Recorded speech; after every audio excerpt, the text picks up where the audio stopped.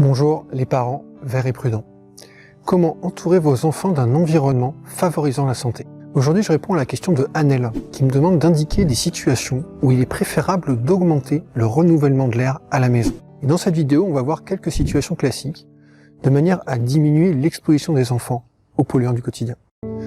Bonjour à tous et bienvenue dans cette nouvelle vidéo de mon défi, une vidéo par jour pendant 30 jours, pour fêter la sortie d'À la recherche du savon magique. Je suis Guillaume et sur cette chaîne, je partage des conseils et des astuces pour vous aider à entourer les enfants d'environnements plus sains, avec moins de pollution et plus de nature. Si c'est votre première visite, je vous invite à télécharger mon guide offert qui vous donne les essentiels pour bien démarrer en santé environnementale pour parents. Le lien est dans la description.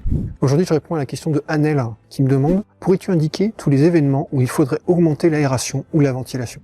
Merci pour ta question Annelle. Effectivement, on a vu dans d'autres vidéos toute l'importance du renouvellement de l'air intérieur par le système de ventilation du bâtiment pour un renouvellement permanent et aussi en complément par une aération manuelle au moins tous les jours, par exemple en ouvrant une fenêtre vers l'extérieur. Et jusqu'ici, les ordres de grandeur évoqués ensemble concernaient un fonctionnement de routine. Or, comme ta question l'indique très bien, il y a des situations plus ponctuelles où le renouvellement d'air va avoir besoin d'être augmenté temporairement. Là aussi, en utilisant le système de ventilation, par exemple en augmentant le débit d'une VMC, et aussi avec de potentielles aérations manuelles. En particulier, augmenter le renouvellement de l'air peut être pertinent après des émissions ponctuelles de polluants volatiles. Par exemple, pendant et après avoir bricolé, pendant et après avoir cuit des aliments à haute température, pendant et après l'utilisation de produits ménagers, ou encore après l'utilisation d'encens et de bougies parfumées. Ça peut être aussi pertinent après des émissions ponctuelles de poussière, par exemple pendant et après l'utilisation d'un aspirateur, pendant et après des travaux de rénovation ou pendant et après avoir poncé du bois. Et puis cela peut être également pertinent après une production ponctuelle d'humidité, notamment à cause du risque d'apparition de moisissures, on en a parlé dans une vidéo précédente. Par exemple après une douche, pendant et après avoir cuisiné, après avoir étendu du linge en intérieur. Certaines émissions de polluants volatiles sont moins ponctuelles. Par exemple, concernant le pic d'émissions associé aux meubles neufs, le ministère chargé de l'écologie recommande d'attendre au moins 4 semaines avant de les introduire dans une pièce occupée par des enfants. Et dans la même logique, sur le site des 1000 premiers jours, Santé publique France indique qu'après des travaux et l'ameublement du coin bébé, on aère encore plus et longtemps avant l'arrivée de bébé. Bien entendu, si quelqu'un fume chez vous, je vous invite à faire sortir les enfants de la pièce et à ouvrir les fenêtres, pendant et après. Dans ce cas, selon moi, l'essentiel n'est pas là.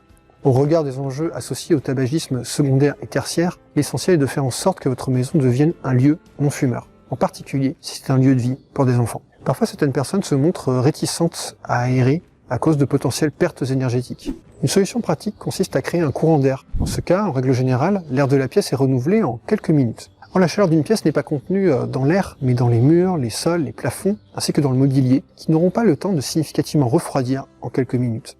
Et ainsi, lors de la fermeture des fenêtres, la chaleur de l'air sera rapidement récupérée par radiation et convection à partir du mobilier, des sols, des plafonds et des murs encore chauds. Et puis toujours sur ces aspects énergétiques et leur bonne articulation avec les enjeux de qualité de l'air intérieur, sur le site des 1000 premiers jours, Santé publique France précise que, en hiver, si cela est possible, on baisse la puissance des appareils de chauffage pendant l'aération. En été, s'il fait très chaud, on privilégie les heures les plus fraîches.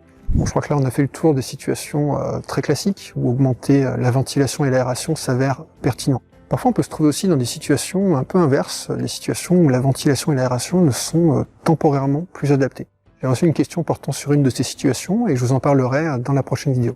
Voilà pour ces éléments de réponse, si vous paraissent utiles, je vous invite à mettre un pouce bleu, ça vous prendra qu'un clic, à laisser un commentaire et surtout à vous abonner en activant la cloche. C'est important pour que YouTube comprenne que le contenu de cette chaîne est utile et favorise sa diffusion. Je vous rappelle que je fais cette série de vidéos pour fêter la publication d'À la recherche du savon magique, qui est disponible dans toutes les bonnes librairies francophones. Je vous rappelle aussi que je vous offre un cadeau si vous l'achetez dans une librairie physique. Envoyez-moi une photo de votre ticket de caisse à l'adresse mail qui apparaît à l'écran et qui se trouve dans la description. Je vous enverrai une checklist pour agir sur les autres sources potentielles de polluants dans la salle de bain. Un bon complément au livre donc pour réduire les expositions aux polluants du quotidien. Une bonne partie de ce défi de 30 jours est consacrée à répondre à vos questions. Vous pouvez m'indiquer en commentaire les questions que vous avez, en lien avec un problème ou une frustration par rapport à l'environnement de vos enfants au sens large. J'essaierai de faire un maximum de vidéos-réponses. Voilà, je vous dis à demain pour la prochaine. En attendant, je vous invite à faire partie des parents verts et prudents, des parents qui ventilent et aèrent plus en cas de besoin. À demain.